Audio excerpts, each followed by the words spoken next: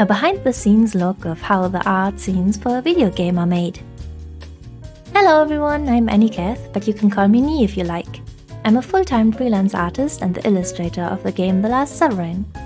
And this month, my wonderful patrons have voted to get a behind-the-scenes look at how TLS scenes are made, featuring Sierra Lee's input, who kindly agreed to an interview with me. The backstory of how I ended up working with Sierra goes like this. Back in 2017, my partner Theo told me about a game he really liked that he thought I might also enjoy called The Last Sovereign. He sat me down and made me play through the prologue, and I did not really have any experience with games of that kind of genre at the time, and I still don't really. But I was definitely a bit uncomfortable with The Chosen at first. Then the reveal happened and I breathed a sigh of relief. Theo and I went on to play bursts of the game whenever we had some time, and I grew quite fond of all of the characters. Eventually we even caught up to where the game wasn't completed yet. I drew fan art of Simon and various harem members every now and then. I don't remember if I even published them all. I don't really like how my art looked back then, so please forgive me that I won't repost those. Theo went on to show me Sierra Lee's blogspot where the game was hosted. It was quite fun to read her updates and the engagement with comments.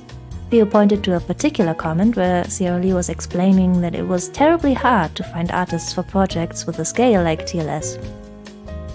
Theo suggested that Sierra Lee might be looking for artists based on the comment. Theo and I then bantered a bit about how, wouldn't it be so cool if I drew for this game that I really like, sort of in jest, but the thought stuck with me. Do you think I really could? I asked him. You should try, why not, he said. And so I messaged Sierra with all the bravery I could muster through the blogspot comments to exchange email addresses, introducing myself as an artist who was interested in drawing for her if she thought I could be a good fit for her work.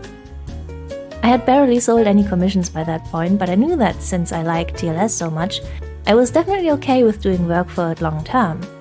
Very kindly, Sierra let me know that she liked the fan art I had made in the past and was willing to consider me if her community was on board with it.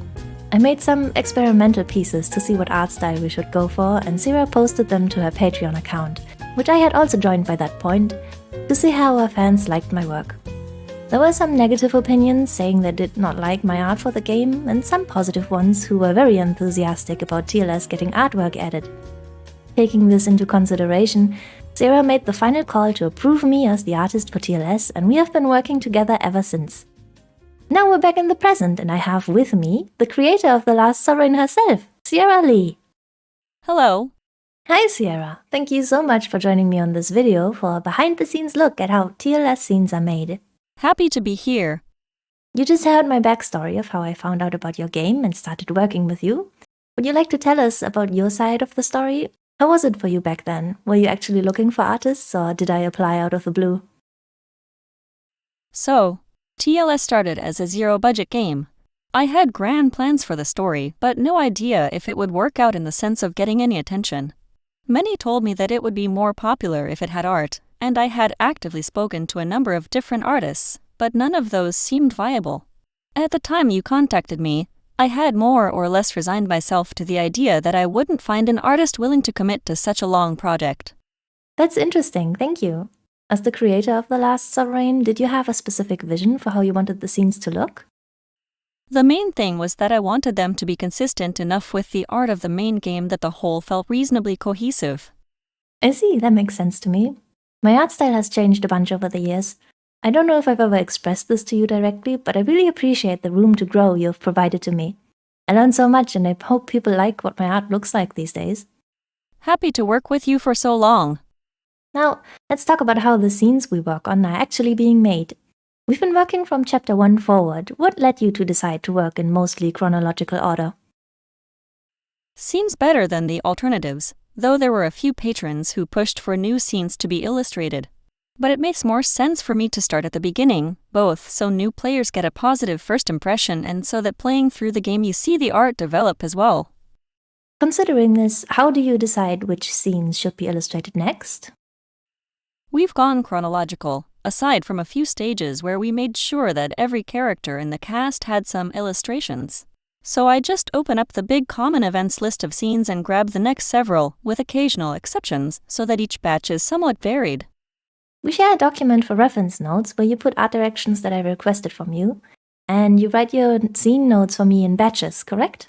Usually we do 3 to 4 scenes at a time. How do you come up with the descriptions in our document, and what is the priority for the input you give me? Basically, I reread the text, get down reference details for you, and then try to describe the essence of the scene. What the most important elements of that scene are and my first suggestions for how we might illustrate it. I try to provide some guidance while also leaving open space for your judgment. I see. It all starts with the scenes already being written out in-game. They are my main reference material. So once you've picked the scenes to work on, I need the scene text itself, which over the years community helpers like Decanter, Grimm, and Lamsey have supplied me with what I needed if I ever didn't have a save file on hand, especially for scenes that had alternative versions like for Varia and Altino. I then transfer your notes to my work file and read through the scene text again. As I do, I take notes on what actions happen on each page in-game. I try to match the artwork to as many pages as I can so that the art follows the flow of the scene. Considering budget restrictions, we can't always illustrate every page in a scene. Your art direction notes inform me on what parts of the scene you care the most about, but for the rest you leave it mostly up to me to decide which parts to omit. Thank you, by the way, for putting so much faith in my artistic decisions. Absolutely. The art would definitely be worse if I had to use my judgment to make every single decision. Once I have yours and my own notes for the progression, I open my reference images. I have all of the character busts and expressions from the game, so I can reference character details, colors, and sometimes outfits when the scene calls for it. We also made character reference sheets for some of the characters back in 2019, which I still reference to this day, especially for Simon when I can't remember where his scars are supposed to go. Glad to hear those are still getting use, and those scars are tricky for everyone. Certain details stick in my mind, but not visual ones like that. Then it's time for sketches. Depending on the complexity of the scene, I make between 1 and 4 different sketch versions to show off different angles and framing we could choose. My sketches are usually pretty loose, only capturing the pose and angle. Have you ever had any issues with the readability of my sketches? I don't recall any. Some of the scenes are pretty entangled, but you do a good job choosing which color outline to represent each character. I've said it before, but I think there's something very appealing about the sketch stage, just suggesting form and movement. I see, thank you.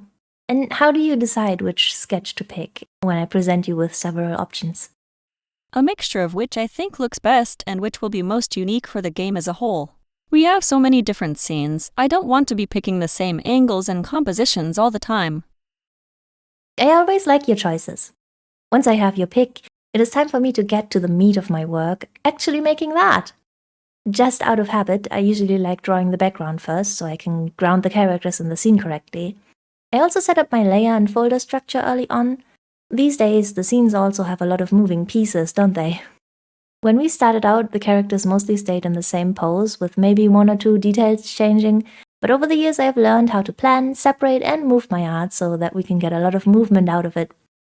Would you say that you prefer how much more movement the scenes show these days? I think there's probably a sweet spot where we illustrate several key moments of the scene without going overboard. It's ultimately a question of representation. A single image tries to embody the spirit of a scene, while in theory you could go all the way to a hand-animated multi-minute animation.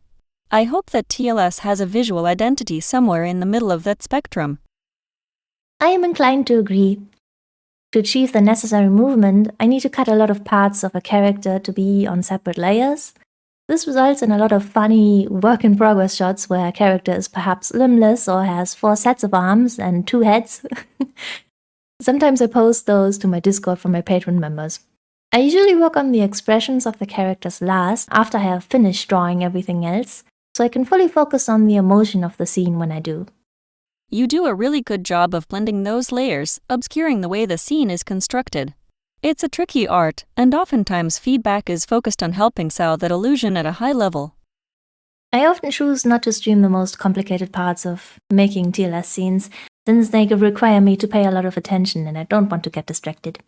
I find that managing the many folders and following my notes correctly makes working on TLS more complex than most of my other commissions. I think it is incredibly cool, though, that working in this way has seamlessly and unintentionally prepared me for animating in live 2D, since managing separately moving parts is on par for the course. I've been making live 2D animations for your other game, Don't Save the Princess, since the first quarter of 2025. At what point in time did you first consider animations as a feasible addition to your games? How do you feel about them now? Well, this might go beyond the scope of your interview, but the NSFW game space has changed in the course of my career. Animations have gone from being rare to being almost expected by some players. Even large-budget Japanese games in the past would have only single images for scenes, for example, but now animations are more common. I'm taking 2 shots at animation with Don't Save the Princess and Slave Rehabilitator, so we'll see what happens. You know how time-intensive animation is, which means that it's expensive, so it wasn't feasible until later in my career. It's been so much fun to work on Don't Save the Princess.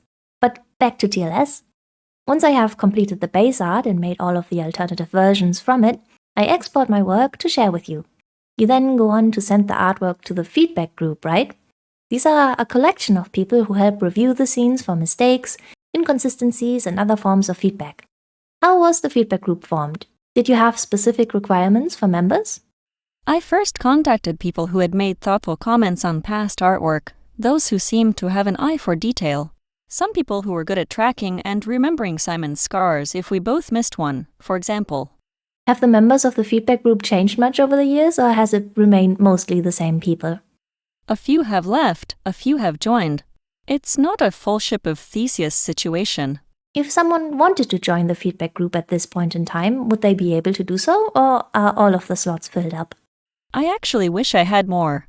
The main requirement is that someone be detail-oriented enough to provide meaningful feedback, and the secondary requirement is to be at least a little prompt. Well, the more you know. I find it worth noting that I don't actually know who is in the feedback group. You collect everyone's thoughts and I only receive them filtered through you. I think it works well that way, so I don't take negative feedback personally and feedbackers feel like they can state their thoughts freely. Did you anticipate this and create the system for that reason, or was it more of a form follows function thing? Actually, my primary reason was that I don't necessarily agree with 100% of feedback, so I wanted to filter those that I thought were necessary to adjust. I think a degree of anonymity is important, not solely for the reasons you stated, but because conversational feedback groups can end up with groupthink. Ah, okay. When you give me the feedback round, you summarize the main points of everyone's feedback, add your own critique if necessary, and pick some quotes that stood out to you to send me, right? I really appreciate that you always include praise for me. It's super nice to get positive feedback every time alongside the request for changes that need to be made. Thank you for that. I'm very familiar with receiving feedback on my own work, so I try to make it a positive process for you. My next step is then to make the changes requested in the feedback. We usually do feedback rounds for each scene separately, but we bundle our work per set. Again, a set is usually 3 to 4 scenes. The idea of sets mostly emerged from my workflow with the goal to be able to do monthly invoices for my work. Do you think working in sets has been a practical approach? There are probably other methods that would be practical too, but the sets have worked fine as far as I'm concerned. Once I have finished a set, I will make 2 zip folders for you. One with the images at their original resolution, which goes on to be included in the art pack for people who purchased the art DLC or are part of your Patreon tier, and the folder of the images at game resolution. Those are only 544 by 416 pixels, by the way. I will send both folders to you via email. What happens next on your end? The original resolution files get put into the art pack folders to be eventually uploaded to Patreon and the DLC. The smaller versions actually go in a temporary folder, where they bother me until I make time to go back into the scene in the game and add the code to display the images at the appropriate times. I don't copy the files into the game until I've done that, just to keep my work organized. I keep records of the scenes we have worked on and the costs, of course. Illustrating an entire game is quite costly. How do you go about deciding how much money to dedicate to the art budget for any given game you work on? Any given month I have money from various games and books coming in, so I just try not to run in the red. So far all my games have turned a profit, but it can be hard to judge how much to invest in a game. We've been working together since 2019. That's a long time already and we're still going. Did you anticipate that it would take this long to illustrate the scenes in-game when you decided to hire me? After we had figured out our basic routine, I did a rough calculation and estimated that it would take quite a long time to illustrate everything. That didn't surprise me, as we had talked about earlier. The scope of the work was one of the reasons it was hard to find an artist. I hope everyone feels well informed about the process of how TLS scenes are made now. Do you have any additional information for the people you would like to share or thoughts for me? Just that I'm grateful people have supported TLS so much that I can hire people like you. Well, thank you so much for joining me today. This was fun. I truly love your games and enjoy working with you. And thank you everyone for watching. Stay floofy, friends. Bye-bye!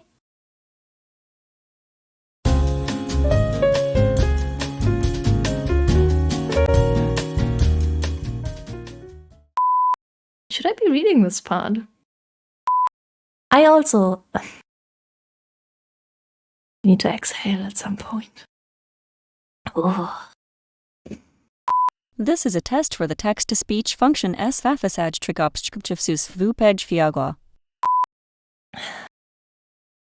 I didn't even fucking fix the bug.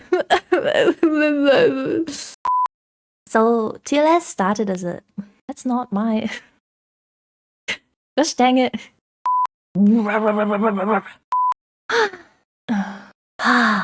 My next step is then to I need to sneeze.